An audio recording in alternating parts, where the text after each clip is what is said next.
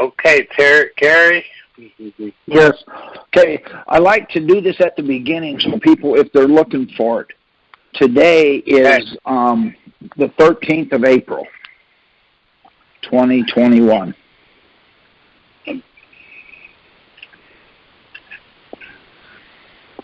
So now, what are you doing?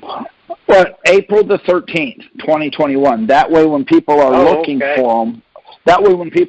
for them, they'll know. They don't have to listen all the way through it to, give them the date up front. So today's date is April 13th, 2021. Now we can start. That way, if somebody's looking for this particular date, all they got to do is turn it on. If it's not it, they go to the next one. That's all I like to do. Okay. Okay. Does anyone on here have a question? Let's start with a question, if we want to. I've got a question, Kerry. All right. I would like to hear it. All right. Well, I just wrote you the other day, and I did an appeal. I'm just Dan in Virginia. And I did an appeal and got a very short response back when I asked them for I filed a motion for findings of facts and conclusions of law. Okay. Right. And then the whole order comes back and says, upon consideration of the appellant's motion for finding of facts and conclusions of law, the court denies the motion. The court's orders and opinions speak for themselves. No further explanation will be forthcoming. For the court, by direction, the clerk. Now, the reason we do a finding of facts and conclusions of law, most of the time, by the time you get ready to go and figure out what you're going to do, your time is up.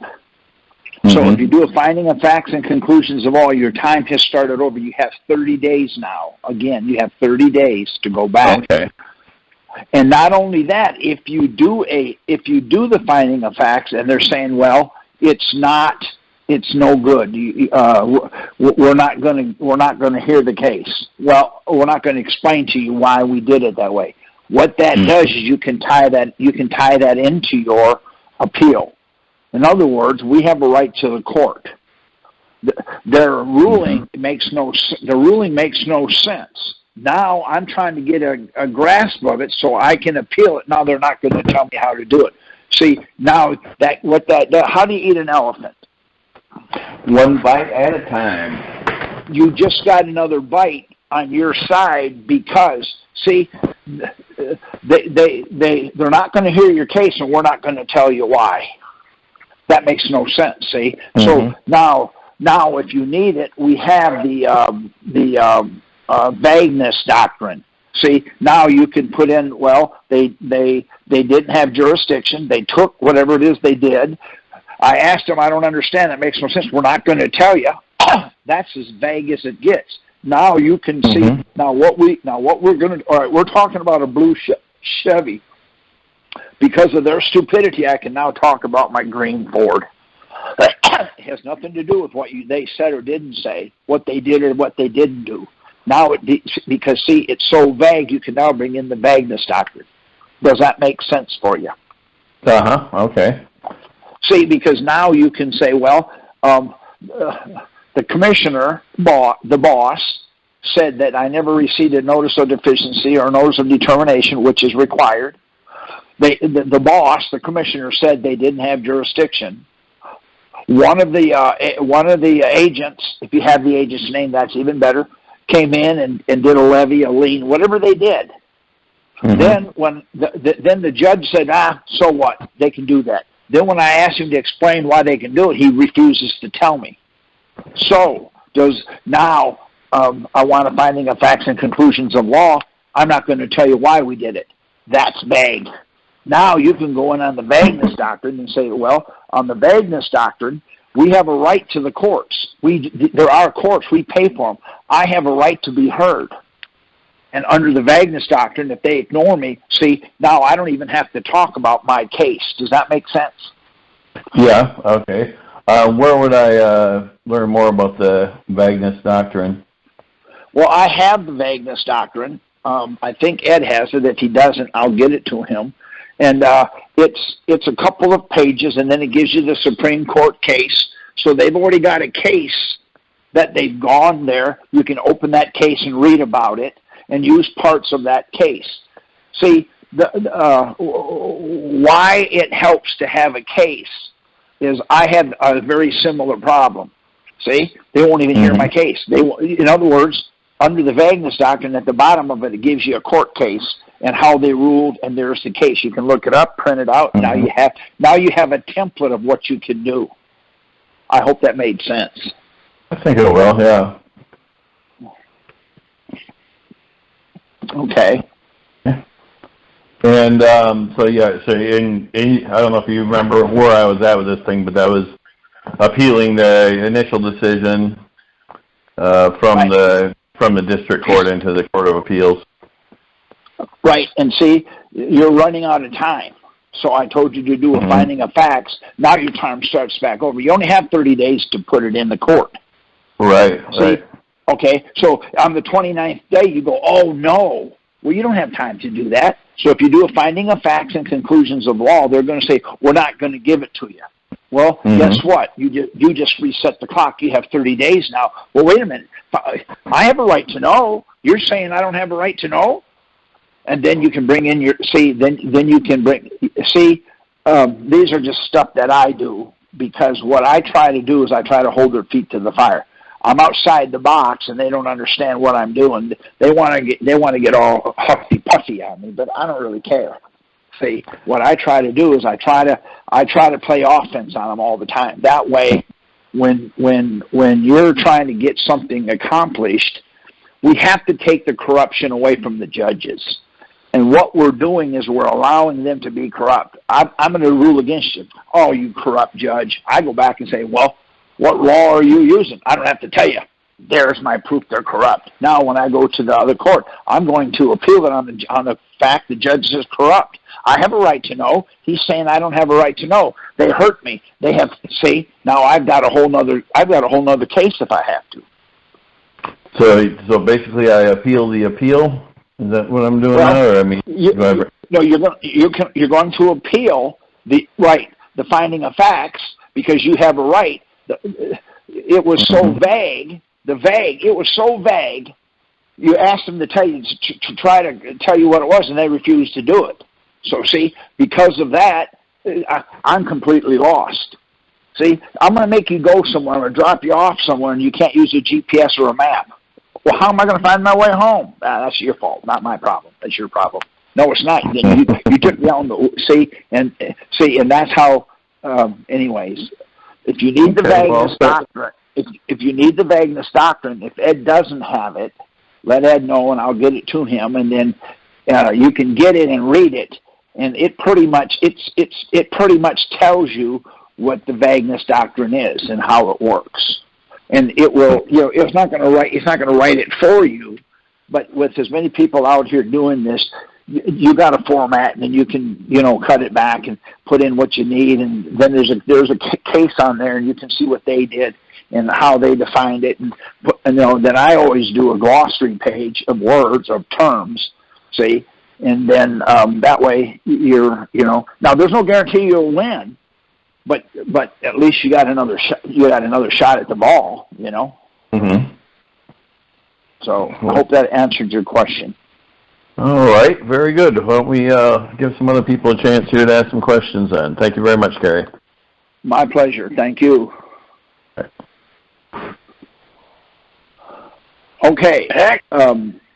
Yep. While you're coming up to the microphone or to your phone to ask a question, we've had some real awkward things that has happened. We're going to the court, and the judge is telling us we have to appeal. I'm sorry, we have to when you go in. I know. Oh Lord, how do you when you walk in and they ask you plea? How do you plead? They'll say, how do you plead? If you don't say not guilty, we're going to put you in jail. And that's one of the things we had happen to us. So what we did is we pleaded innocent until you prove us not guilty. And the judge says, what? I've never heard of such a thing. We just never said a word. They were trying to put a bond on him. It was at a bond hearing. How do you plead? Innocent till you prove me not guilty. And they didn't know what to do with him, so we left the place without having to put up a bond because they didn't know how to rule on it. So this is just the goofy stuff that we're pulling on them, because what it does is it gets them outside of their, they just stamp. It comes through, then they stamp. I don't know if you ever saw that old Lucy show where the candy route, where the candy comes down, she picks it up, puts it in the thing, puts it up, then it speeds up. That's what they're doing. It's coming down, they're stamping it, coming down, they're stamping it, coming down, they're stamping it. Then we come down and nothing works. We just jam everything up. So what we're doing is we're just coming up with as many ways as we can to try to get them out of their comfort zone so that they say something stupid. But we pled innocent till you prove us not guilty. Well, if they try to prove us guilty, then we're innocent. If they try to prove us not guilty, well, then we're innocent. And what we did is, how we did it was we put in a glossary page. On the glossary page, we define not guilty the way Black's Law Dictionary defines innocent. So not guilty is innocent of all charges, and that's how the plea goes in. If they don't agree with it, cross it out and change it. Then we know where we're at. So I'm always trying to give us the advantage. So now on the glossary page, I have the word not guilty, and it's defined as innocent of all charges. That way, if you say, if that's with your paperwork, and you've got not guilty in there, and they accept your paperwork, not guilty means you're innocent. But if they say that's not what it means, then cross off and tell me what it means. Now you've got a fighting chance. You can't be hit beside the head with a frying pan and expect to be able to have any kind of, chance. So what we're trying to do is we're trying to give you a chance, because they're becoming more and more ridiculous. If you don't say not guilty, we're going to put you in jail for 120 days. So we said not guilty, but we're innocent until you prove us not guilty. He didn't know what to say. What's he going to say? I don't understand that. So two negatives makes a positive. And we just started, acting silly, but that's not part of the deal. Does anybody have a question?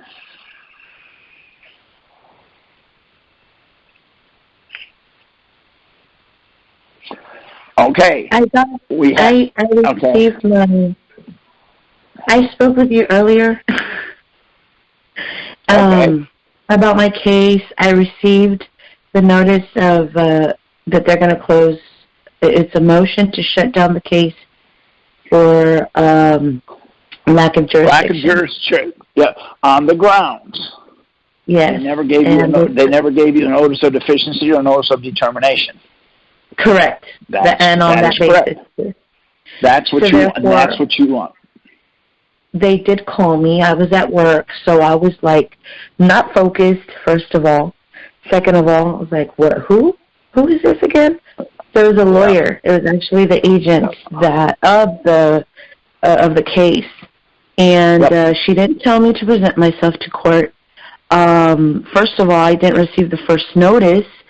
I had sent them a notice back in November. They received my mail in December. I didn't receive my green return card, that you get from the post office. The return card just came with the second letter, supposedly, like the final judgment. So they do play games. They do play games. Yeah, absolutely, yes. They love it. They love it. So my question is, can I use your appeal? Due to the fact that I never received the first notice, it probably got, and then I just barely received my green card. Okay, yes, you can, but let's walk yours through a little different. Okay, do you have a lien or a levy on you right now? No, but I do have a notice for a lien. Okay, what you're going to do is an IRS form 12277. Okay, you fill out the 12277 form, and you take that court order and you put it with it. And if you want to do a cover, sheet, okay. If you want to do a cover sheet with it, you can. You know, and you explain it to them that the commissioner, the boss, said, okay, someone's dog's barking. Yes. Okay. What you want to do is 12277 form and send them the court order. They'll get back to you and they'll say you don't qualify because of 6323J. Then what we're doing is we're taking the Paper Reduction Act, Privacy Act notice, where they only have the legal right in 6001, 6011, and 6012A and the regulations. We're putting together a letter and sending it back to them saying, you're breaking the law. You can't use that section. It has no relevance on me on the grounds. You don't have a legal right to say that. Then we send it back. And what this is doing is nothing works 100%. But this is starting to work more and more. Then what we have to do is, how do you eat an elephant? Well, one bite at a time. This is just one more bite. Once you get yourself in a position that you have to defend it, I've been working this hard. Look how hard I've worked, and they keep saying this. And every time they say it, there's no meaning for it. Does that make sense to you? Yes. Okay, the 122. This is the thing, though. This is the thing. This is the thing.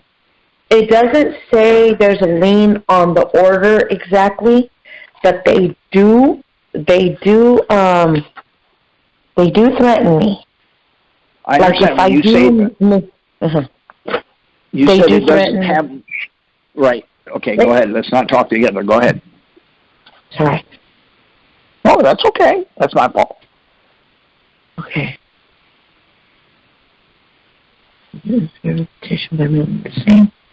Okay. I lost track of what I was going to say. You go ahead, because I didn't want to speak over it. Okay. Yeah, that's okay. You said that they don't have a levy or a notice of levy on your But the IRS from Tennessee, they sent me a notice saying,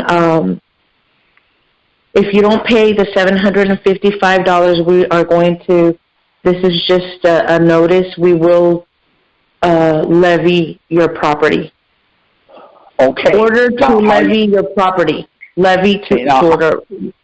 Okay, yes. Now how you answer that is the notice of deficiency and the notice of determination is the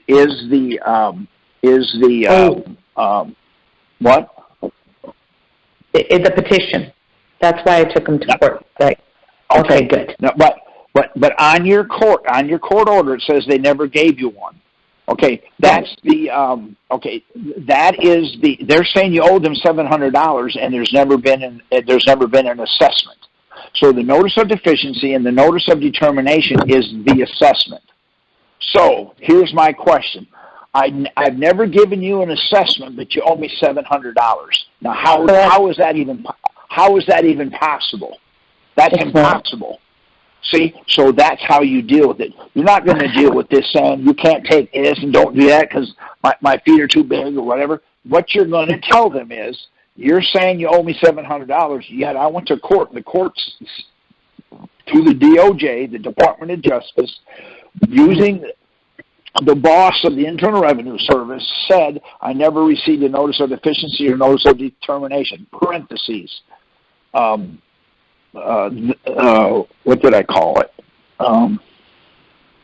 I'm in receipt of? The assessment. Okay, yeah, I'm in receipt of, but the assessment. So according to the Internal Revenue Service's commissioner, through their attorneys, said I never received the assessment.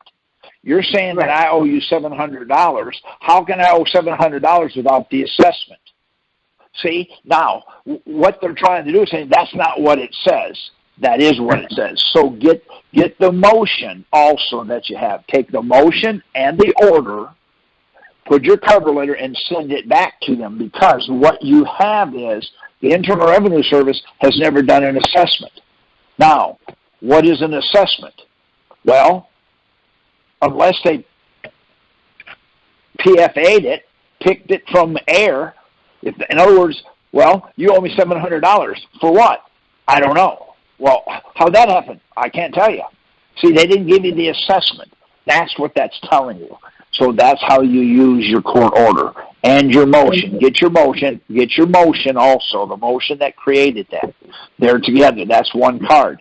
Then you put a cover letter saying, I'm in receipt of your letter, dated so-and-so. It says that I owe you $700 and you're going to levy my property. That's impossible. There's never been an assessment. Your boss, the commissioner, said, see Exhibit A, give it to him. Now you have something that we can help you with. You're in violation. There you go. You're in violation. You're in violation of Title 26. There you go. Right. See? Okay. There you Thank go. you. See, we have to use what we have, but we have to use Title 26 instead of saying, my muscles are bigger than your muscles, because they're not. And don't get into a pushing match because they got more people. They'll push harder. So what you do is you're in violation of Title 26. See Exhibit A. That's going to be your motion and your order. I never received an assessment according to the commissioner. When they come back and they say, well, that's not what that says, okay, then the commissioner is now in perjury. Let's go see the judge, and we'll have the commissioner put in jail because you said he's in. See, you're always in a position that you're pushing back. You're always in the offensive position. Okay. Did that help you? It did. This was given to me March 25th. How long do I have? At least a month or something? They took 3 months. Okay. All right. Well, then the best thing to do is put it in there that you just received it and COVID is hit and you need 90 more days, and just send it back. Now you've got yourself some time. Whatever you need. In other words, don't worry about it. That's what they do. See, they ask for it, put it in, and say, I need 45 more days, because they always ask for 45 days. Say, you're looking for and get one of their letters, and I can help you draft it. But put it out and say, I need 45 more days because of COVID and everything's going on. Yes, and so exactly. I will be back in touch in 45 days. See, now you stop the clock. Then we can go in and get it and send it off. So we not have only to that. use the same. Okay, go ahead. Mm-hmm. No, we just have to use the same tactics they're using. Correct, and I had a winter storm that hit in my area, so there was a disaster. So you just say between the disasters and the COVID, I can't get to it in time. And then you're asking for me to answer a letter in a certain amount of time that I can't do it. I need 45 more days because of the COVID and because of the bad weather. This is not to delay. This is so I can answer the question properly, correctly, and efficiently. Then send it off. Now you've got an excuse and send it off. You got 45 more days, and then keep track of it, and then you'll get it. And also, due to the fact that they're in failure and they are in violation, should I announce and say release everything? Not right now. Get your 45-day letter in, and then yes, when you do your letter. Okay, perfect. Right. Perfect. See, in other words, you can't don't mix apples and oranges.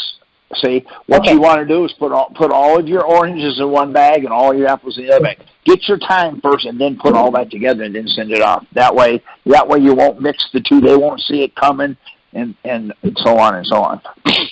Okay, thank you. My pleasure. Does anybody else have a question? We want to try to answer. Go ahead. Okay.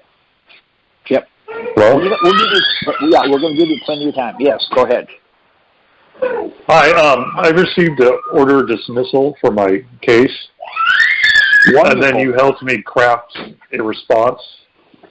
So it was the order of dismissal was the usual cases dismissed for failure to state a claim.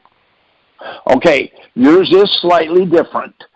But are you in front of a computer right now? The reason is we get a few of these. If I show you how to answer it, then if somebody else gets it, they can do it too. Are you in front of a computer, or can you get in front of a computer? We'll take the next question and come back. Okay, you talked to me about it already, but we can go over if you want. But you told me how to write to them, and I did. All right. So it was like 3 sentences, I believe.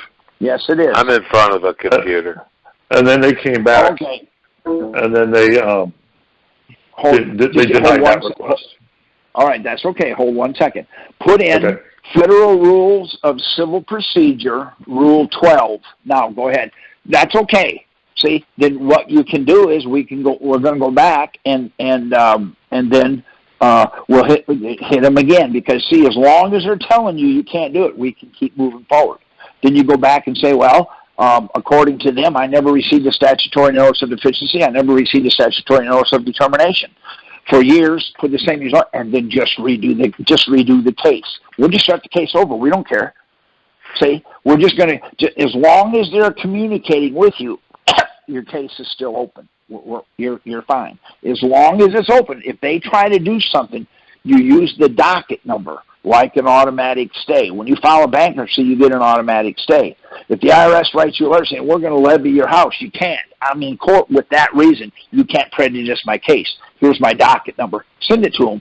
That could hold them off for 2 or 3 years. We don't care as long as we win them. See, in other words, that's what we're doing here. We got a case that we filed with the small town, and the town doesn't know what to do with it. So they asked for an 11-month extension, continuance, 11-month continuance.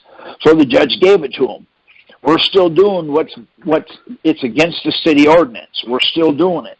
They come by with their what are they called? Ordinance officers. Comes up and says, you're going to have to quit doing this. I'm going to have to write you a ticket. Well, if you do, we copied, 50 or 100 orders from the judge. Well, here's an order from your judge saying that we're out here because we've already sued them for that. What are you trying to do? Prejudice the case? Let me have your name, officer. He puts the tickets in his pocket and says, you have a great day. He gets in his car and drives off. They don't know what to do with stuff like this. So we're in court for that exact same issue. They're coming by trying to give us a ticket, but we've already been in court, and we've got them in such a pinch. The city is asking for the extension. Now, what we're going to do in 11 months is we're going to put in for a motion to dismiss on the grounds, the Speedy Trial Act. That way we get 11 months of doing what we're doing. Okay. Did that help you? All right. Now, before you go, I want to make sure I understand. But you have something to say. So, so they dismissed it. I said the thing you told me to say. Right. And then they denied that request. So, but you're saying that the case is still open if I write them back. Right. Because, go back and get a Form 2. Go back on the Form 2. Put the docket number on there, and then put in there, I'm confused. I never received it. They admitted I never received it, and the court's is just trying to dismiss it. That makes no sense. Then send it back. So, see, it's like a whole new petition. That's a petition. There you go. But this time put what do you call it? A petition? What do you call a petition? On the line petition. You can't print it, so write it. What do you call that when you're doing the second petition? It would be. I'll think of it here in a minute. No. It's amended. There you go. Yes, right on the line on Form 2 where it says petition, put amended petition, and you're going to amend your original petition to say, and then send only Form 2 back in. Put your docket number on it. You versus the Internal Revenue Service, saying that. I never received it. They're saying they never gave it to me, and yet the court won't get off its duff. So this is my amended petition. Dismiss this case on the grounds, no jurisdiction because no notice of deficiency, no notice of determination for your so and send it back in. That way they'll come back and give you something. Then we'll have something that's to your advantage. So do Form 2.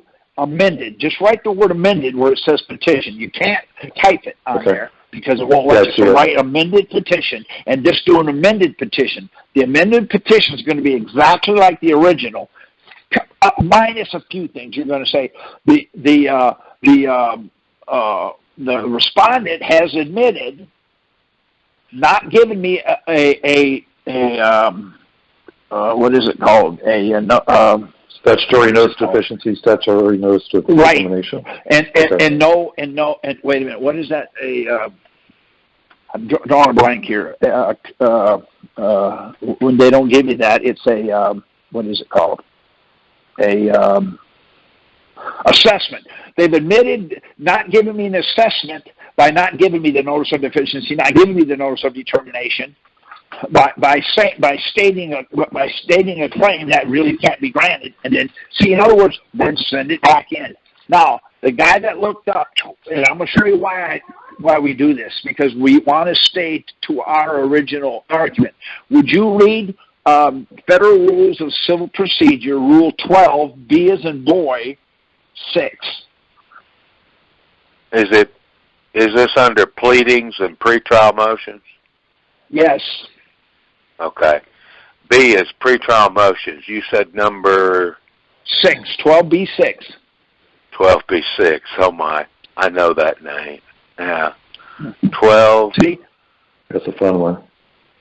What I want you to understand, if we understand what's happening and we can see it coming, we can sidestep it.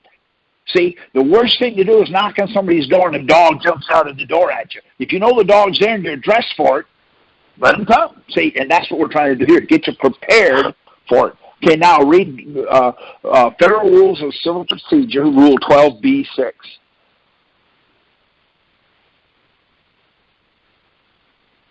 I'm working on it. I think I had criminal procedure up.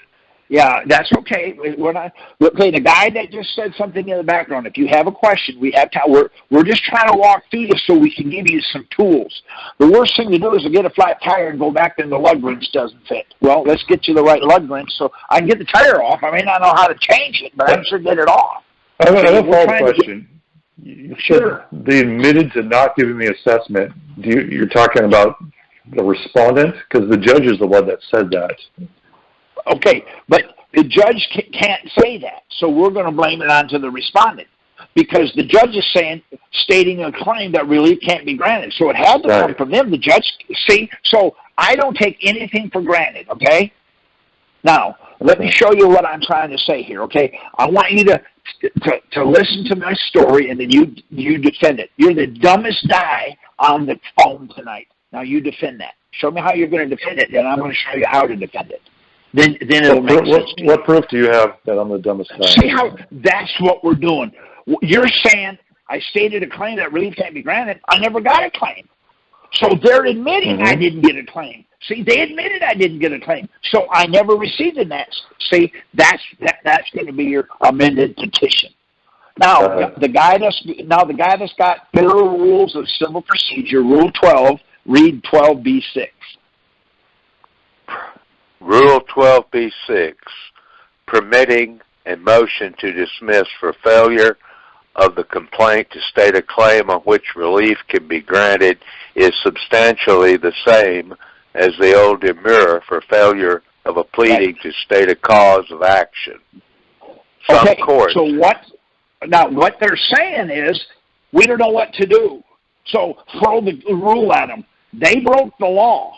That's why it can't be you. See, they broke the law by not giving you the mandatory statutory notice of deficiency. Now, what they want to do is say the claim that relief can't be granted. That's a rule. They're saying we can come in your house and beat you half to death, and then all we got to do is say, he stated a claim that relief can't be granted. That doesn't make any sense. So because we know it's Rule 12B6, that's how we're going to handle it. We're going to do an amended petition saying they've already admitted, stating a claim that relief can't be granted on the grounds. They never gave us a statutory notice of deficiency, a statutory notice of determination, which is required. Therefore, this court should dismiss this case on the grounds no statutory notice of deficiency, no statutory notice of determination with prejudice. Then send it in. Make yours even stronger. See, and then just do Form 2, an amended petition, and send it in. See? Does that make sense?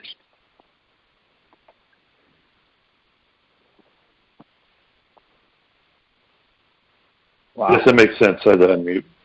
Okay, because what they have is they've admitted not having given you the law. Now they want to, hey, judge, help me out. See? Judge, I got caught with my pants down. Pretend like that's not really my pants down. Okay, well, we got a rule for that.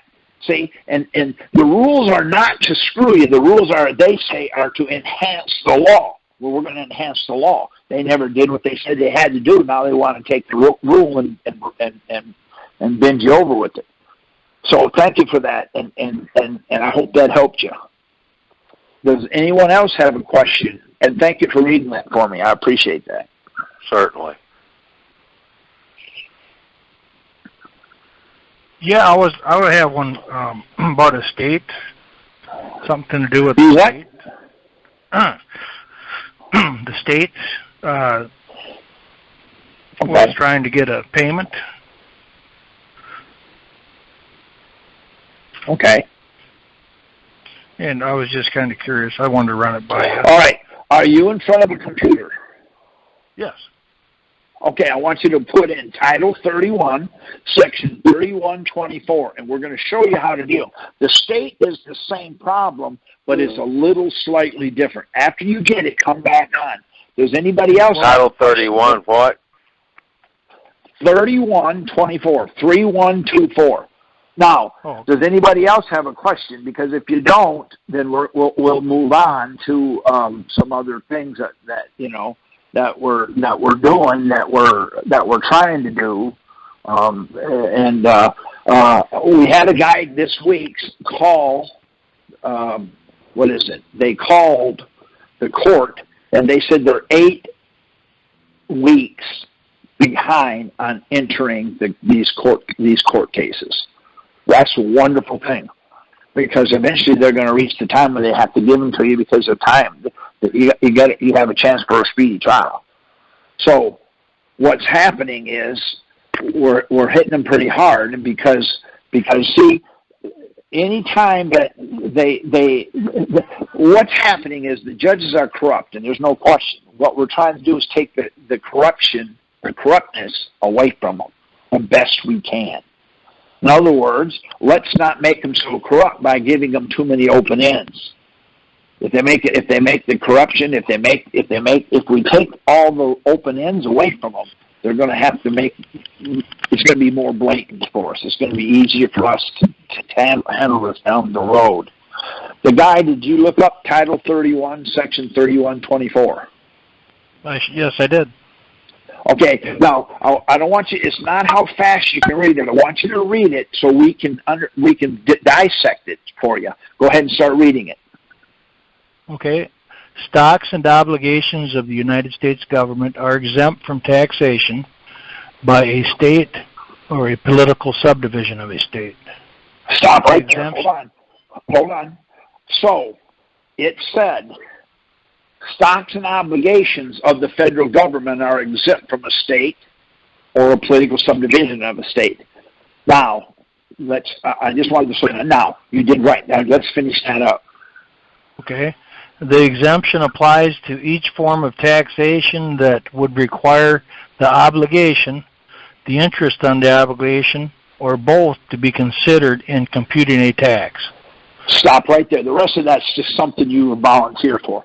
So the answer is the state cannot ask for money or whatever under obligations or stocks. So let's define stocks and obligations, but let's do it the way let's use the government to define it for us. So go to Title 18, which is Crimes and Criminal Procedures, Section 8. Now, Title 18, Section 8, what this is if you violate Title 18, because when you get in trouble with the IRS and you go in front of the court, they're going to charge you with 18, Section 241, or whatever it is, because that's crimes. That's jail time. That's a felony. So let's read Title 18, Section 8. Again, don't read it as fast as you can. Okay, go ahead. The term obligation or other security of the United States includes all bonds, certificates of indebtedness, national bank currency, Federal Reserve notes, Federal Reserve bank notes, coupons, United States notes, Treasury notes, gold certificates, silver certificates, fractional notes, certificates of deposits, bills, checks, or drafts for money drawn by or upon authorized officers of the United States. Stamps and other... Go ahead. That's okay. You pretty much got the system. What is the bank? Okay, what is the state? What is the state asking you for? A payment. Federal Reserve, Federal Reserve notes. They cannot use those. That is illegal. That is a felony. So there's a way to what you do is I fish for them. When I catch them, I drag them in. There's a way you can get them to admit that's what they want. Now, that's again, how do you eat an elephant? You don't just go up there and jump in front of the elephant. He'll mow you over. That's what we're trying to do. So what do? You step in. There you go. So what we're going to do is you're going to take one bite at a time. Eat the one leg first, and then it falls down. Now I can eat the other leg. Now, see, I can keep eating till I get it to a position small enough that I can handle it. And that's what I do. I'm trying to show you that we got to stop going in there saying, and I don't like status. I'm not saying it doesn't have its place, but status and I don't use affidavits, and the reason I don't use affidavits because I have to make a claim. Well, what are you? I have to say something. Well, I'm not a scarecrow, so I have to say something. Once I make that claim, then I'm in trouble because I'm going to ask you a question. The guy that just read that Title 18, Section 8, okay, are you a non-resident alien? You'd have to define non-resident alien. See how simple that is? Because if you said yes, I'm going to ask you, what is it? If you say no, I'm going to say, how do you know? The only answer is, I don't know. What is it? See, and that's what we're doing here. Because once you start that, how do I say it? Their game starts to fall apart because everything they do is fraud. So, I'm going to ask you another question, okay? Are you tall? Defined by, compared to who? See? I don't know. How tall is tall? Exactly. That's exactly right. See, what I'm trying to tell you is you can't make the decision until you know what it is. And that's how I do everything. I don't care what they say. I ask them what it is they want. Go ahead. So can we use these codes? I mean, should I write? Well, of course. Well, of course. I don't know if we can use them or not. Well, why wouldn't you use them? I don't know. See, they're telling you the state can't use Federal Reserve notes. So you ask them, what are you asking for? I'm not going to tell you. Man, okay. It's their law. They're obligated under their law. There you go. So you ask. They put right on here the $sign though. So I mean, it does. That makes no difference. I've done the 1020, so I mean. I know. And see, if they don't tell you how to do it, then I come back and say, since you didn't tell me how to do it, you say I don't know it. I can't do what I don't know. See, the question is, I want you to pay me $500. What's your next answer you're going to say? 500 or what? Okay, I want 500 moon rocks. Well, I can't get any of those. Well, then what do you think I want? Moon sand? See, in other words, you can't guess what they want. If they don't tell you, that's how they do it. If they don't help you, and the guy that said the 1020, I want to thank you for using that, then I do a fault, then I do a default, and then I file immediately a lawsuit against the county if that's what it's at. In the state, on the grounds, they're asking me for something that I legitimately can't make the legal determination, and they refuse to. Therefore, because it's vague, the vagueness doctrine, they're saying I have to pay them something, but I don't understand what something is. The commissioner filed it, so I mean, she didn't even file it. Right. There's a way out of it. There's a way out of it. I mean, we just have to sit down and not you know, they're really blowing their back on this now because we're just crushing them on it. We're hurting them really, really bad. And so what we're trying to do, account. They came after our bank account 2 years ago, and I still haven't got that. But like this one here, they don't even mention they'll even try for the bank account because we did the tax court process, and my wife has too. That's who I'm talking about. Right. And see, what you have to do is tell them, what do you want? Tell me what you want. I'll give you what you want because they won't tell you. I've been doing this since 1988. And in 1988, they wouldn't tell me what they wanted. And here it is 35 years later, and they still won't tell me what they want. Because see, they can't break the law. See, they do, but we have to keep them. See, we got to keep the red herrings away from them. In other words, we have to give them the red herring. See what I'm saying? We got to go through and keep the red herring going in their way, so that if they don't answer us, well, then there's no options. See, you need 61 bites on your side to have a slam dunk. If you get 40, then now it's time to strike because you'll never get 61. But you have to have 61. So at 40, 32, whatever, let's strike. And see, once you strike, now they're going to come back and they're going to run to the judge. You're going to see. Then if they bring in the governor, that's fine. Bring him in too. I had a thing with I don't know how many years ago. It's been a while, and I had our state's attorney general. He threatened me because I wouldn't do something, and I said, "How do I do it when I don't know? I don't know what you want." He said, "I think you do know." I said, "Okay, then I'll do what I think." Well that wasn't. He wasn't happy. Absolutely, you most certainly can. If you have evidence this debt is not past due or not legally collectible, I mean, could I just put the tax court order on there for that? There you go. You could do that. Sure, you could do that. See, you could do that. Request due by mailing your evidence to the address below. It says. That's what I was kind of curious. I was thinking. There you go. There you go. Court order. And then say, okay, if this isn't good enough, I'll give you one more chance. If this isn't good enough, tell me explicitly how you want it. Send it in. There you go. See, what I'm trying to tell you is we have to outthink them because they do it the same way every time. Now, I want you to think about this. I got a guy. He was hanging sheetrock. The idiot. He's on a 10-foot ladder. He puts his hammer on the top of the ladder, took his hard hat off, bent over, hit the ladder.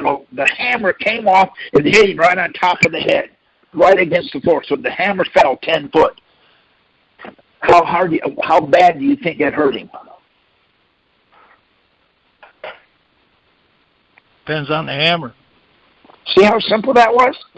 Well, it was a Nerf hammer. He got up and laughed. We all laughed at him. And see, that's exactly right. And that's what we have to do to them. Well, if the hammer falls 10 foot and hits you on top of the head, would it hurt? I don't know. What kind of hammer is it? What do you mean? Yeah, it's a ball peen. Well, do I have a hard hat on? Well, yeah. Okay. Is that hard hat, would it take that kind of a hit? Well, yeah. See what I'm doing? I'm building myself my case, and that's how we have to do this. Instead of saying, okay, what kind of hammer, how far did it fall? Did it have a hard hat on? Then all this says, yep. Then we threw everything out. You can't do that either. See, there's a way to do it. Does that make any sense for you? Oh yeah.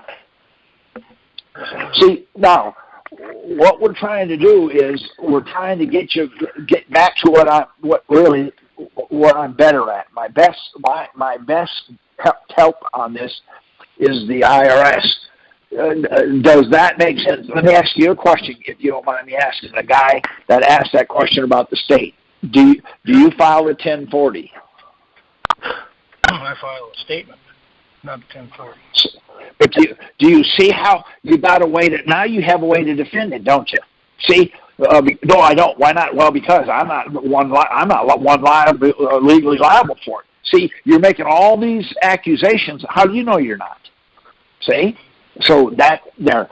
See, it's becoming simpler and simpler to defend this stuff, and it's becoming harder and harder for them to collect. Does that make sense? You do a very good job. I'll tell you that. What's that? I said you do a good job. You're very good at it. Well, I don't know about that. I appreciate that. Thank you. But does anybody have any other questions that I can try to answer? I'm not, I do. I'm not. Okay, go ahead. Ask it. Okay, so I've done my own tax court process, but recently I was educating a friend, and he was going to do it, but unfortunately he suddenly passed away. And now his wife, who knew nothing, has gone to the accountant and found out that they're going to be coming after her for the money, and it's, quite a bit of money. So I, of course, was going to help her with this process, but she hasn't worked in 15 years. So would it have been her that goes to the tax court, or would it have to be obviously my friend can't go to the tax court anymore because he's no longer with us, so I wasn't sure exactly how to go about getting her the process done for her, so she doesn't have to worry. If she doesn't care, you can do it for her, and then she can sign it, mail it in. That's fine. Or what she can do is she can go to the tax court, tell them my husband's dead, I don't work, write it off. There's a lot of things she can do, whatever she's the most comfortable with. Go see a CPA and tell him, hey, he's passed. She doesn't work. He owed money. How do we get rid of it? What I'm saying is there might be an easier way for her to do it. I don't do this because I came up with it. I do this because it works. And so that's a good question. So if she has to go to H&R Block, I don't like them people, but to get her off of the skids, that's fine.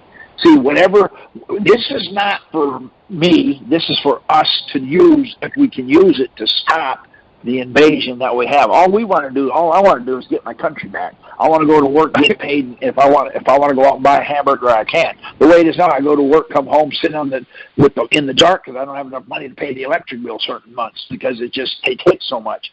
So to answer your question, if you would like, I have a CPA friend. He's an enrolled agent.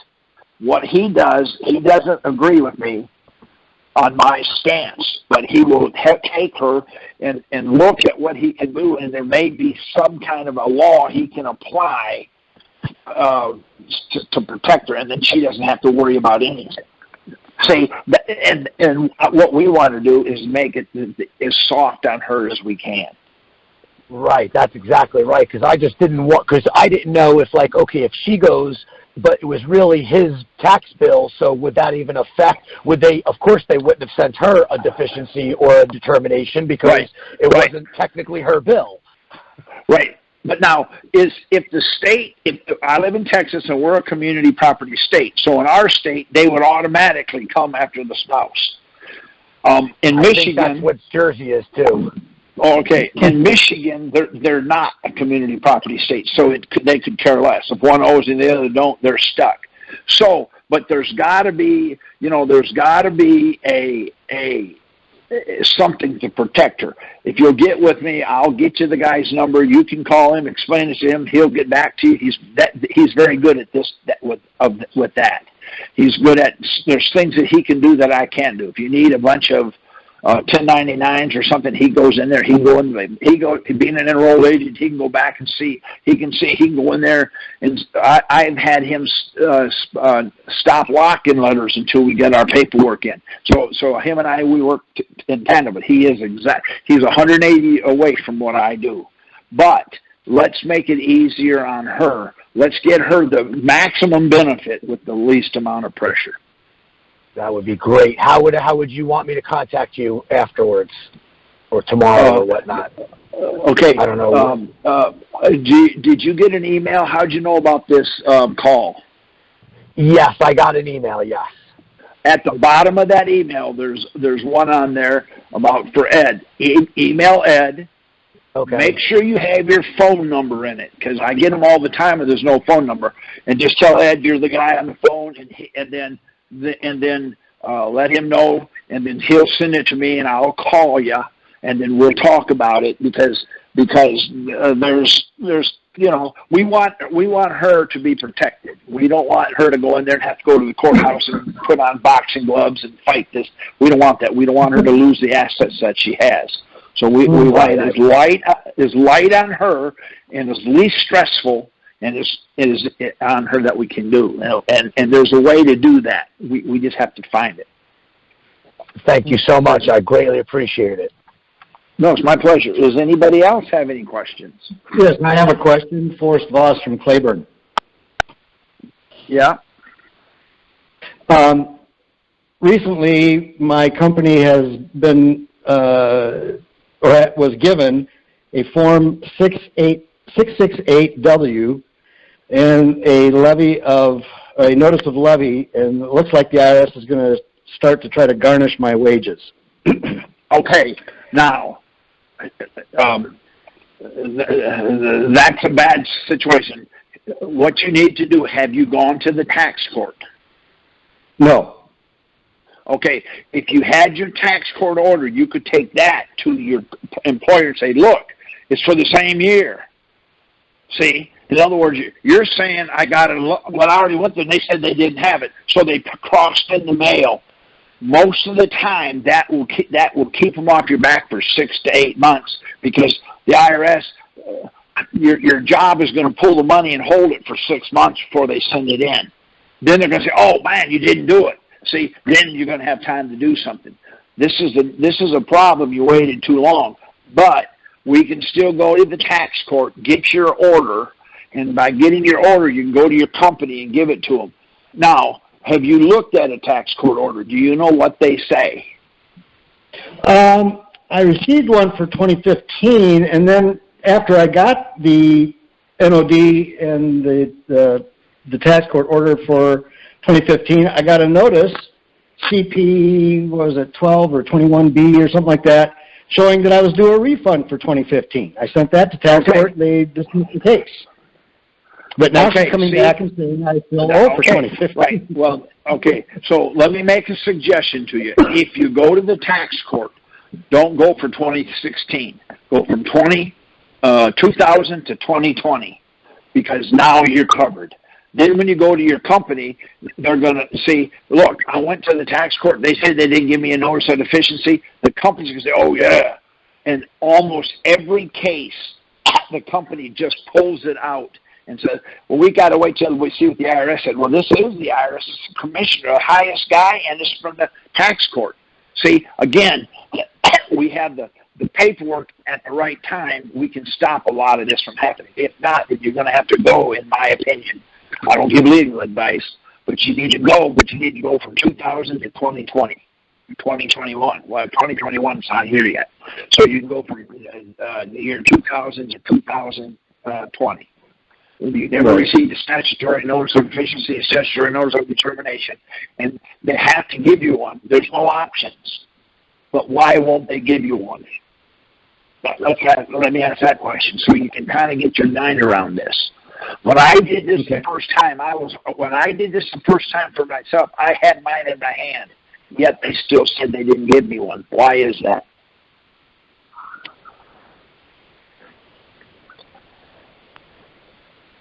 You had yours in your hand, and you told them that that you hadn't received it? Yeah, and they said I was right. They didn't give it to me. Why would they do that? I have no clue. Let me try to explain it. What is a notice of deficiency? I guess let me make it smaller. What size is the paper? What color is the font? What color is the paper? See, in other words, you don't even know what it is, so how do you know you got one? It tells you what it is. It has to come a particular way. Certain things have to be on it. They can't do that. And the reason they can't is if they do it the way the Title 26 tells them to do it, that would be a 23C. A 23C is an affidavit that you didn't follow instructions, you didn't follow the proper tax returns. They can't do the 23C on the grounds there's no statutory, there's no statutory regulations in Title 26. So they can't tell you to file a Title 26. So they have to come after you in Title 27. But if they tell you to come after you in Title 27, they got to sign it under penalties of perjury. Now they've lied. They can't do that either. The reason they don't do it is they have no authority to do it because the Constitution says you can't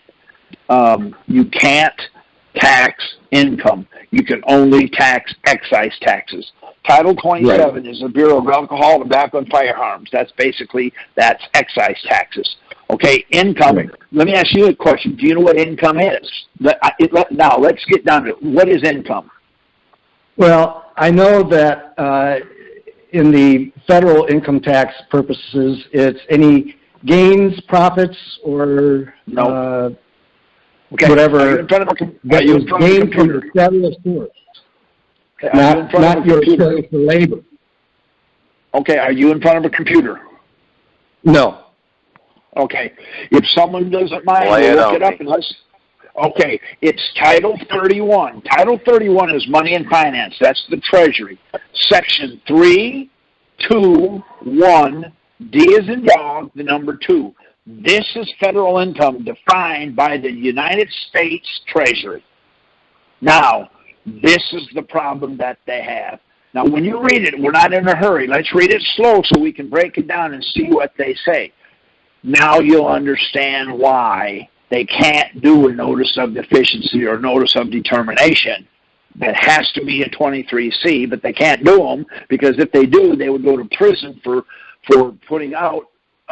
They would be perjuring themselves. They're in a rock and a hard spot. We just need this. We need to walk on the parts that deals with us. Now, did you find Title 31, Section 321, D as in dog, and number 2? I'm looking for D. D. No, yes. For purposes of the federal income. Stop. Hold on. So the purposes of the federal income, is this going to be important? Yep. Well, then let's find out what the purposes of the federal income is. Now, go ahead and read it again. For the purposes of the federal income, comma, estate, comma, and gift taxes, property accepted under paragraph 1 shall be considered as a gift or bequest to or for the use of the United States. So what is federal income? It's a gift or a bequest. There you go. So when you go to work and you work 40 hours and they give you a cake, Dan, that's a gift. I go to work and they give me a bottle of cologne. Thank God for that bottle of cologne. I go to work and I work for a solid month and they give me 2 pairs of shoes. That's a gift. If you look it up, you'd see it. So, what's income? We got to know what it is. There's the definition, the Treasury's own definition for income. See, to me, this makes perfect sense. Why don't we do what we're supposed to do? So, if income is a gift or a bequest, the last time I went to work, when I laid tile, they paid me in a Federal Reserve note. Well, guess what? That can't be taxed. That's a debt. So I worked and they took my money. I worked for 8 hours and they took $300 away from me. Well, that's a good deal. See, if you look at it proper, it'll walk you right through it. Now, does that make sense? If you would you look up the 1040 instructions, and I'm going to show you how all of this ties together now. And how what's happening is we go in and we say, well, I'm a non-resident alien. Well, I'm going to show you why I don't use status, and I never use, I don't use affidavits, because in the affidavit I have to make a claim. I'm a living, breathing soul. Well, does your soul breathe? Define that. I'm going to put you on the stand and make you explain that. See, that's what they're doing to us. So I don't make any claims. I never make a claim. What are you? Yes. What do you mean? I don't know. I'm too stupid to know. See, I don't make any claims because as soon as I make a claim, unless I would say a claim, well, I don't know. What's a claim? So I make them tell me what a claim was so I could answer it. I can't answer anything until they tell me what I'm at, what the question is. Now, did you find the 1040 instructions?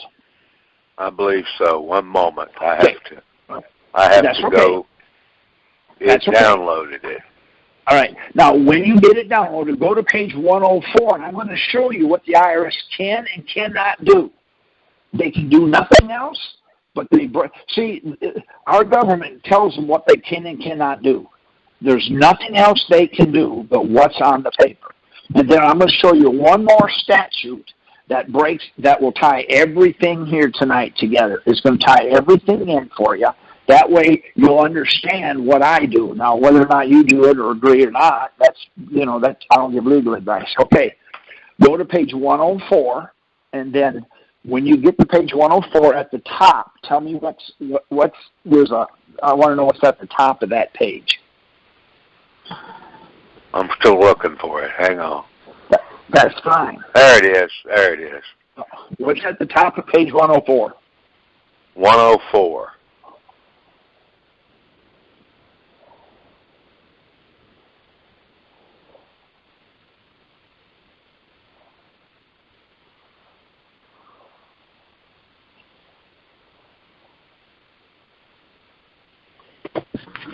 Top of list of topics, a list of tax topics. Okay, go to page 105. I'm looking for the changes. Disclosure, Privacy Act, and Paperwork Reduction Act. That's what we want. Now, that's 3 columns, the left, the middle, and the right. Go to the left column, the 3rd paragraph, and I need you to read it slow so we can define some words that it goes there. Let's start there, and I want you to see how all this is tying together. Estimates of taxpayer burden. Okay, well, it's going to be the left column, 3rd paragraph. Oh. Well, I don't know my right from my left. Our legal right to ask for information. Hold on. Who's our? Internal Revenue Service. Okay, let's read it that way. It'll make more sense. So let's read it that way.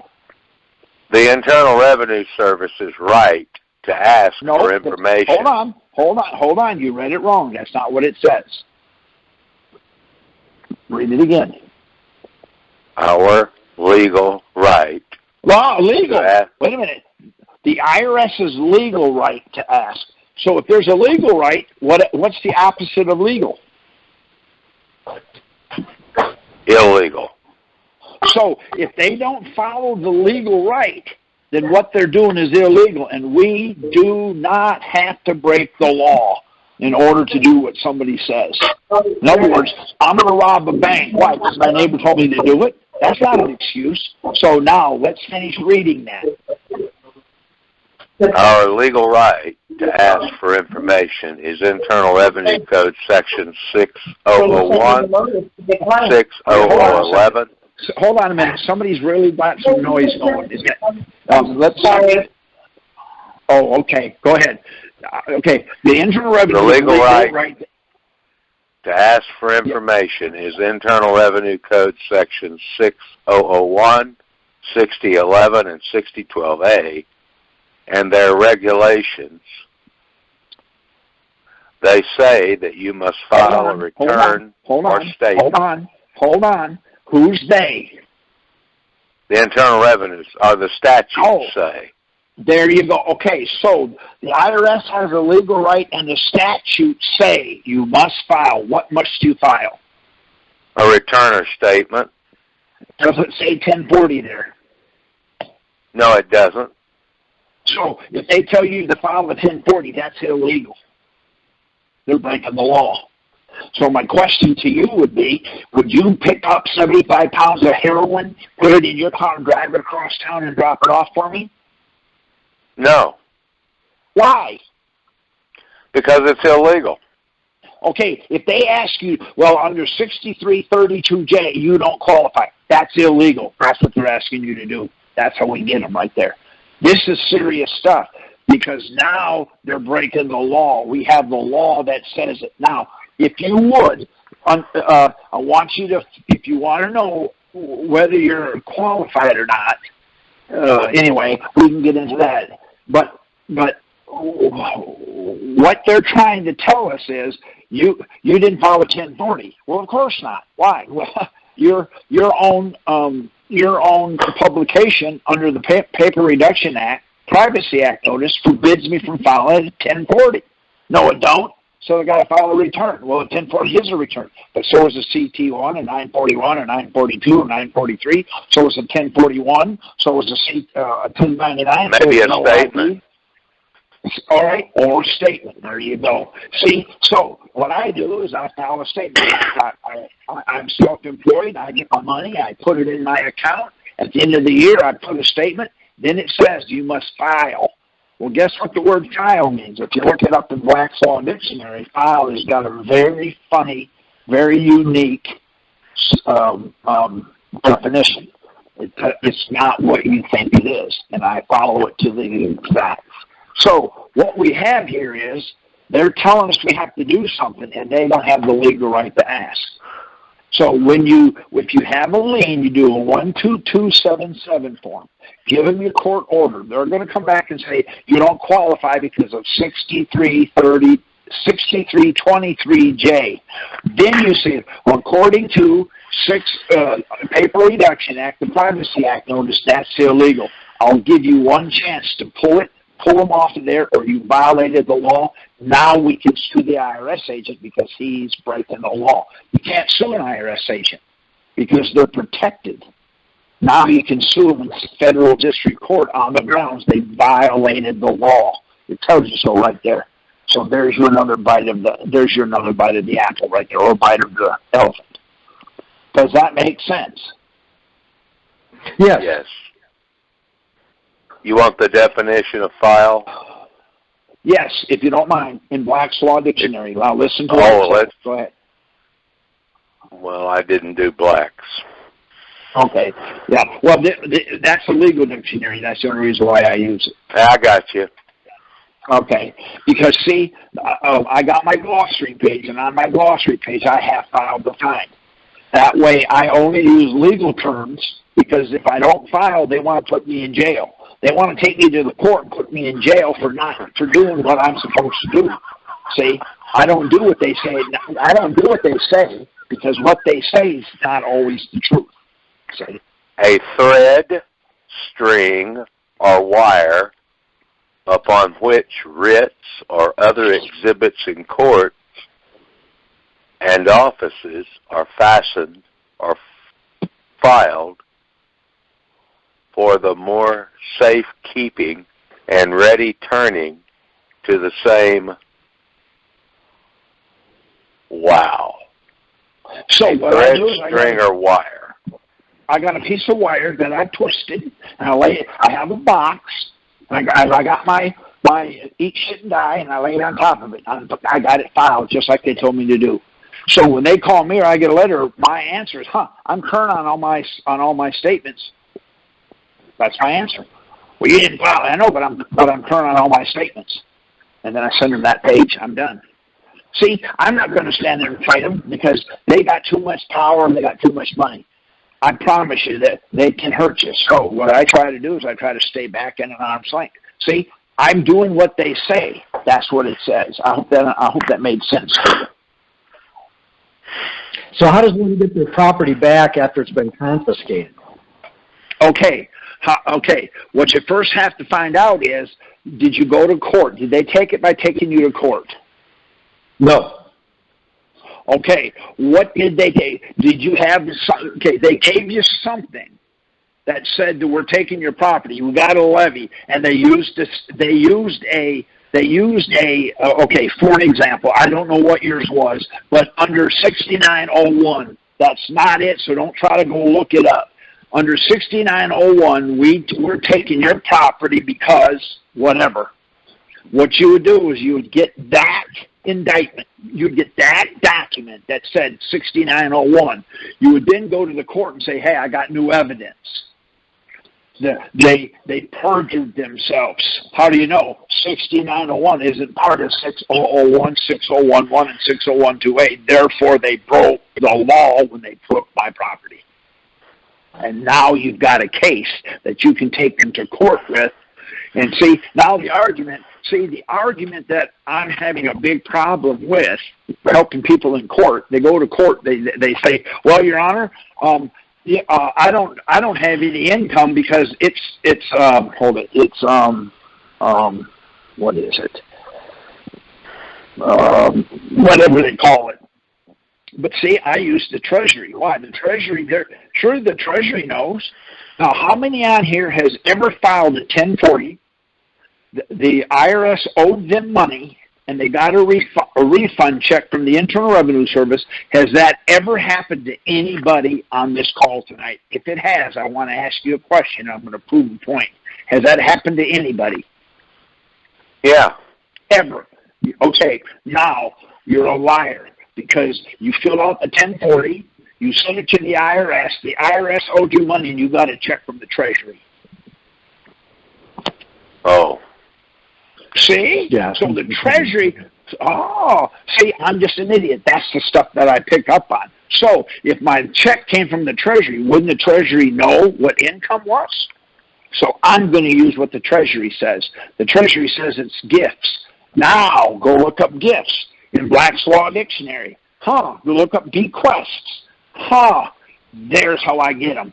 The reason I didn't file, because I don't make any money. How do you know you don't make any money? Because I made no income. The income that I made are gifts and bequests according to the Treasury's 321D2. Here's what a gift and a bequest is. Then I hand it to them. Well, that ain't what we're talking about. Oh, so you're lying. So you're using the mail for mail fraud, because in your own publication it says 6001, 6011, 6012A, and the regulation. So now let's go see the judge. Judge, see, under, mail fraud, I don't even talk about taxes. I'm talking about mail fraud. They should get 25 to life. See, and there lies the problem. We want to argue what they put in front of me. I want to argue it's not there. Wow. A gift. You want me to read it? Absolutely. A gift is a voluntary conveyance of land or transfer of goods from one person to another made gratuitously and not upon any consideration of blood or money. That means that an inherited piece of property isn't a gift. Ain't that something? You take your wife out to eat, that's not a gift either. Now look up bequest. Now you're starting to, okay, that's fine. Do you understand now why I use the glossary page? The glossary page, it protects me on every avenue. I got money defined. Okay. See, what I'm trying to do is I'm trying to use their language that they've bastardized, and that way they can't grab me and get a hold of me. See, when I went to court the last time, the judge said, I'm slimy. I said, thank you, Your Honor. I'm slimy. What does that mean, see? I'm not going to argue with him. I'm not going to fight with him. Okay. I'll take a shower. I'll take a shower when I get home. Okay, what is bequest? A bequest is a gift by will of personal property, a legacy. A special bequest is one whereby the testator gives to the legatee all his property of a certain class or kind, as all his pure personality.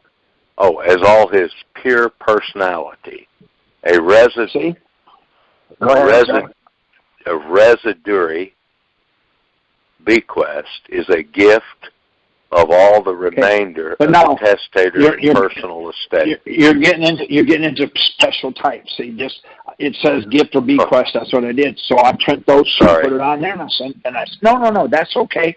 So do you see? So what I do is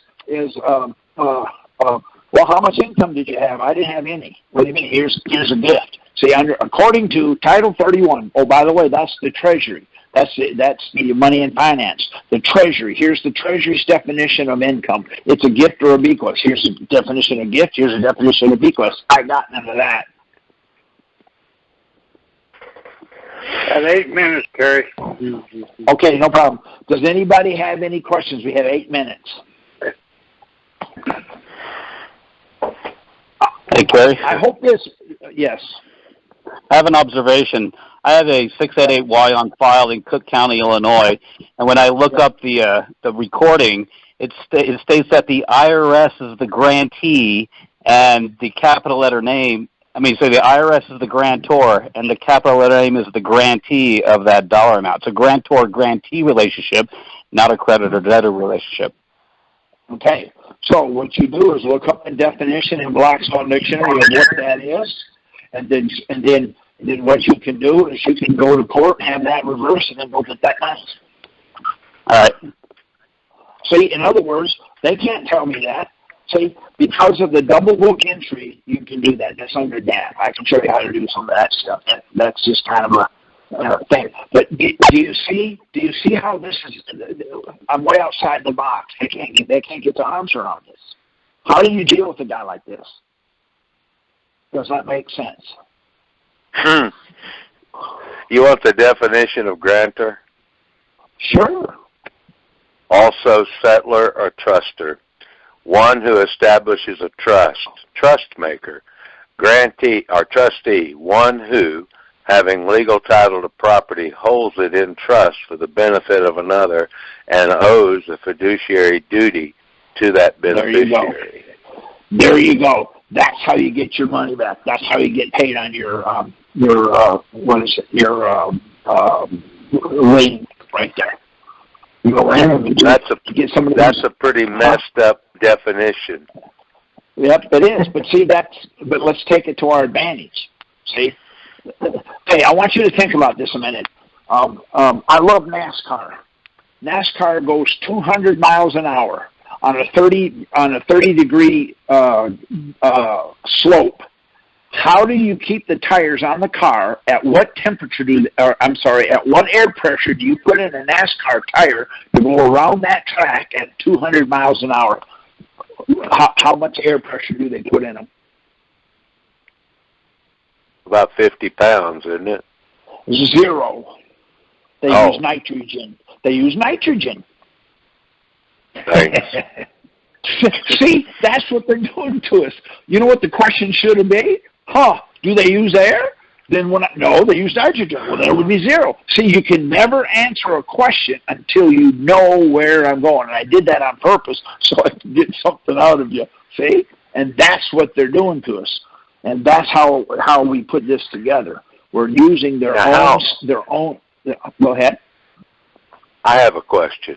How do you apply the word grantor to a courthouse deed? Whenever anybody that files anything and makes a grant, whether it's a deed of trust or a warranty deed conveying property, is called the grantor. That's outside of my wheelhouse.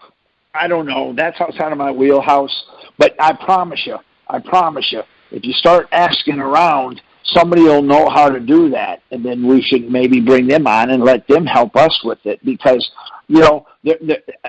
this is really my specialty. My specialty is jurisdiction and word of art. A lot of this trusts and all cap names and all that, I don't really use that because I didn't ever have any good luck with it. Once I started using jurisdiction and the word of art perversion that they have, I can cut their head off every time. The guy that's looking stuff up, one more quick thing, if you will, then we'll go look up Title I, Section 1 and read it, and then you'll see how all of this is tied into that. And then I'm going to explain it to you. I know I have before, but some of you probably know it. But if you look up Title I, Section 1, then you're going to see how they're doing this to us, and we're letting them do it. And the reason we're letting them do it because we don't see it coming. And see, I'm trying to get off the pass. Go ahead. You ready? Words yes. denoting number, gender, and so forth in determining the meaning of any act of Congress. Unless the context... Any act of Congress, unless the context indicates otherwise. Who wrote Title 26? Congress. Okay, who wrote all the statutes? Congress. Okay, who wrote the statutes in your state? The state legislature, the Congress. Okay, so any act of Congress. Now let's read the next line. Words importing the singular include and apply to several persons, parties, or things. What does singular mean? One. Read it again.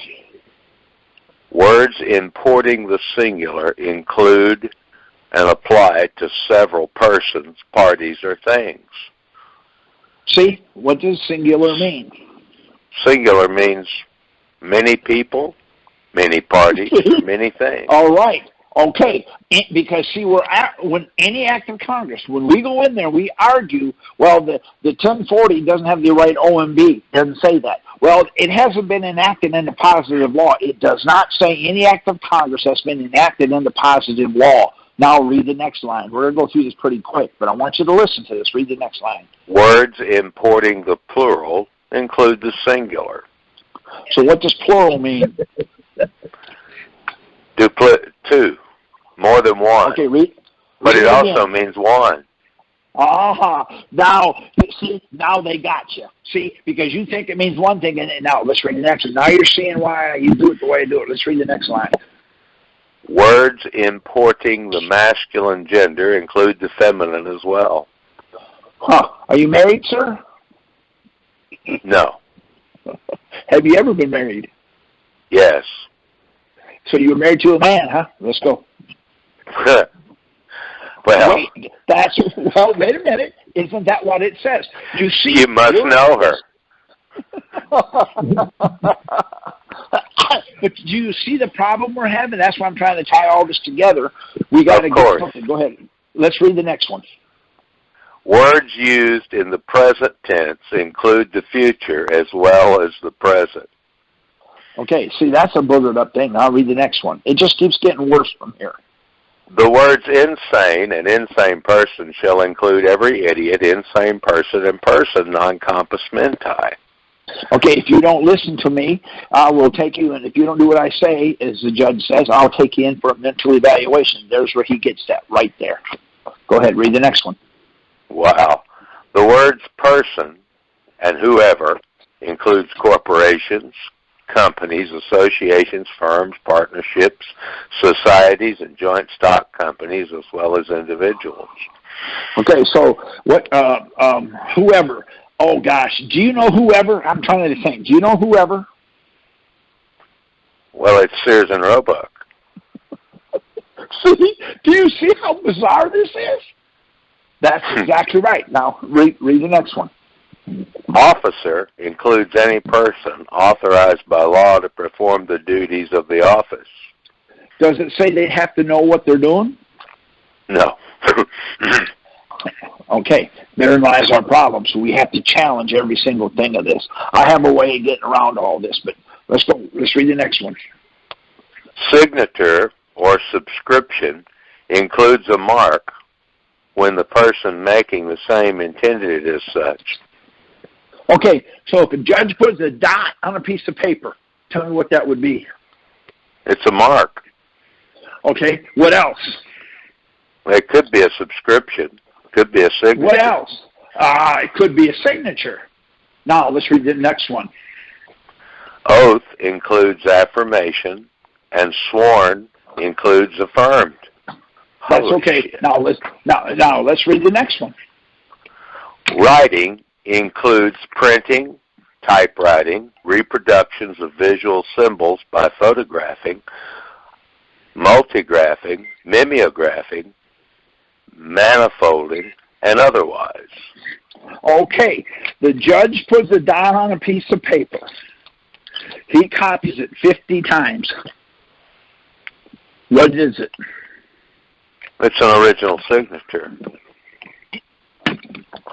So we're saying, well, I want to see an original blue ink signature. And they hand you a dot on a piece of paper that's been copied so bad it's running, and that's an original blue ink signature, bud. See, we got to know this going in. Okay, now, we have to know this going in, because in the act of Congress,